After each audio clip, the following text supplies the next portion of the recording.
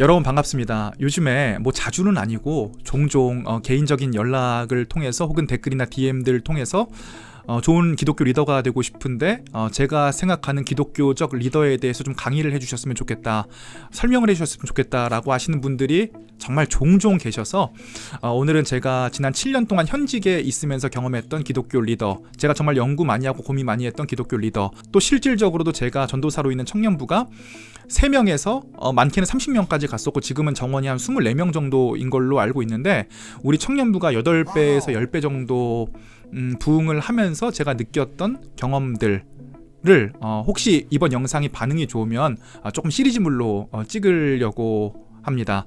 오늘 먼저 이야기할 주제는 기독교 리더십을 발휘하기가 왜 이렇게 어려운가에 대해서 먼저 얘기를 하려고 해요.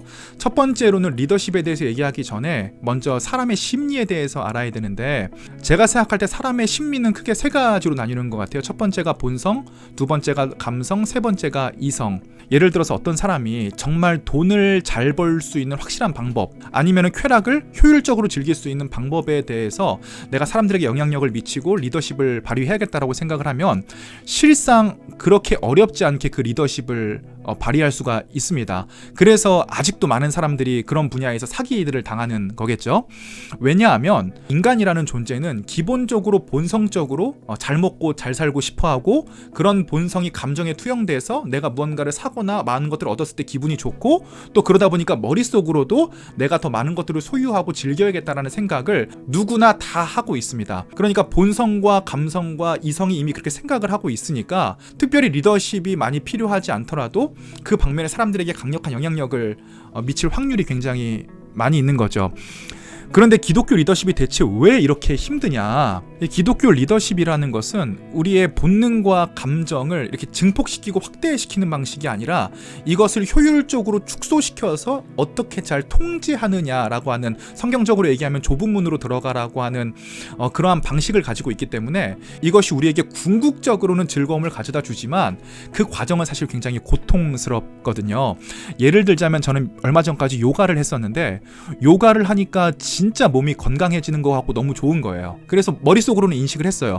요가를 하면 건강해지는구나. 그런데 요가원에 들어가는 순간까지 오늘 집으로 갈까, 하루 쉴 거라고 하는 고민을 끝없이 하는 저 스스로를 바라보더라고요. 왜냐하면 요가를 1시간밖에 안 하지만 그 1시간의 시간이 너무 고통스럽고 힘들기 때문에 제 본성과 감성에서는 그거를 원하지를 않는 거예요. 그런데 기독교 같은 경우는 이성적으로도 내가 왜 기독교를 믿고 기독교가 왜 나에게 행복을 가져다 주는지에 대해서 오히려 부정적인 사고방식이 있지. 그래서 이성과 감성과 본성을 모두 설득시켜야 되는 작업이기 때문에 기독교적 리더십을 발휘하는 것은 결코 쉬운 일이 아니다.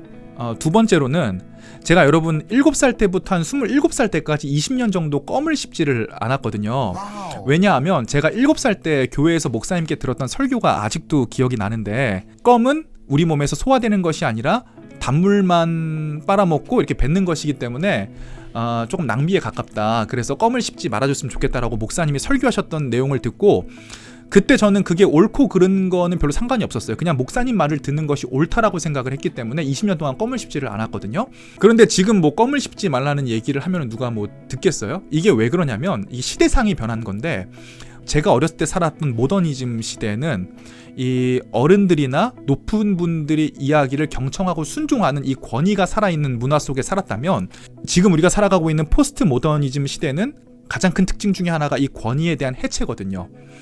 위에서 뭐라고 얘기를 하든 말든 나는 내가 좋은 대로 살아가겠다라고 하는 이러한 사회적 분위기와 흐름이 지금 만연해 있는 상황이기 때문에 기독교가 아무리 좋은 것이고 아무리 권위 있는 사람들이 얘기를 한다고 한들 그게 나랑 무슨 상관이냐, 나는 내가 좋은 대로 살겠다라고 하는 그러한 심리적인 마인드가 지금 사회를 살아가는 모든 사람들에게 심겨져 있다. 지난 30몇 년간 기독교에 있다 보면 우리 청년들 중에 특히 뭐 청년부 회장, 찬양단 리더, 그 다음에 뭐 셀 리더 이런 것들을 하게 되면 마치 본인이 뭐라도 된 것인 양 생각을 하고 구성원들이 자기를 따라줘야 된다라고 하는 생각을 가지신 분들이 굉장히 많이 있더라고요. 그게 굉장히 전근대적인 생각입니다. 여러분, 요즘은 자리를 보고 따라오는 것이 아니라 그 사람의 능력과 비전을 보고 성과를 보고 따라오는 시대예요. 그래서 그렇게 아직도 생각하시는 분들이 있다면 얼른 생각의 전환이 필요해요. 저도 그렇게 생각했던 마인드들이 남아 있었기 때문에 구성원들이 저를 따라오지 않았을 때 굉장히 혼자 상처받고 이랬던 경험들이 있네요. 다 경험에서 나오는 거거든요, 이게. 그래서 오늘은 기독교 리더십을 발휘하기 어렵게 만드는 두 가지 점에 대해서 이야기를 해봤는데, 여러분들이 이러한 것들에 대해서 잘 생각을 해보시고 혹시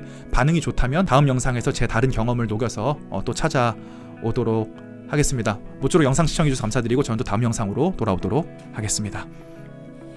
피스.